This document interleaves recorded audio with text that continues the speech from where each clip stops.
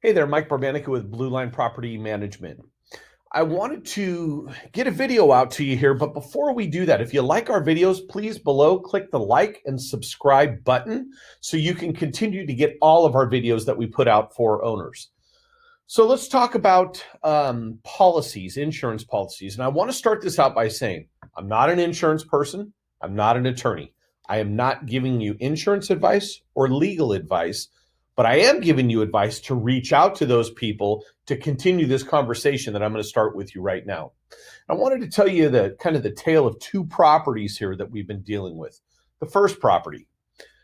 First property is I was contacted by a very nice lady who had attempted to self-manage her property, and I don't recommend attempting to self-manage. There are too many things that can go wrong, and I encourage you to talk to your attorney about that and get their opinion on it. But my advice is let a professional manage your property, a professional that knows what they're doing. Manage the property, and then that way hopefully you can alleviate a lot of these problems. But she came to us and asked us if we would take over the property. The tenant that had been with her was getting ready to move out. And she said, I'll get the tenant out and then you guys can take over. Well, the day she showed up to get the tenant out, the tenant had allowed somebody else to live in the home who refused to move out. This person said, I'm not going anywhere and you can't get me out. So the tenant moved on. The person that stayed behind stayed. And they started to destroy the property. So over the next couple of months, we negotiated with this person and ultimately we got them out of the property. However, there was a tremendous amount of vandalism inside that had occurred. And we encouraged the owner to contact her insurance agent and see if it was covered. This is something, again, that was done prior to us even becoming involved in this property, and we didn't place this tenant. So I didn't really have even much info on this person, only what I was able to get out of them during phone negotiations to have them leave the property. So we encouraged her to make an insurance, not necessarily a claim, but at least talk to her insurance folks and see if it was covered. They had a homeowner's policy, not a landlord policy on this property. None of it was covered, none. And so they've got big problems. They've got thousands and thousands of dollars worth of damage to this property. So they've got big issues that they're dealing with. So let me tell you about the other property. The other property is a very similar situation where I know of somebody who had a tenant in a home. That tenant caused damage to the property. And it wasn't just wear and tear damage. It was intentional damage that the tenant caused.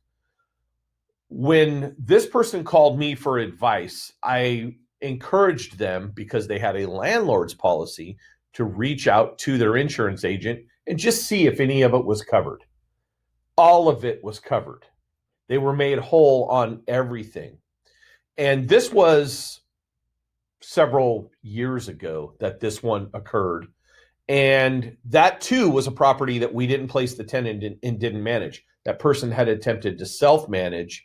And when it went bad, they called us and said, hey, can you get the tenant out and then just take over the property? And we did.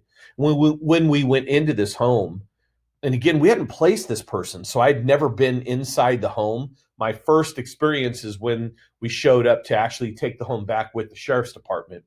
And I'd never met the tenant because, again, we didn't place the tenant. So I walked through the door expecting to meet the tenant, and I was met by about 4 to 5 feet of garbage. They had destroyed the house. So what's the commonality between the two? Both of them attempted to self-manage. In addition, both of them had insurance policies. However, one had a homeowner's policy like they were living there. It was a little bit cheaper, probably. One had a landlord policy that they weren't living there. One covered nothing, one covered everything.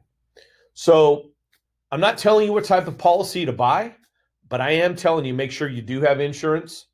Talk to your insurance agent about an umbrella policy as well.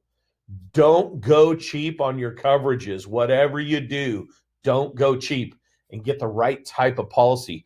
Speak to a professional about that to make sure that you know what you have and what you're covered for. Are you covered for loss of rent?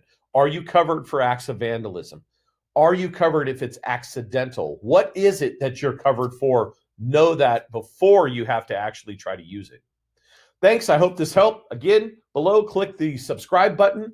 Hope you have a great day. Mike Barbanica for Blue Line Property Management. We'll talk with you soon.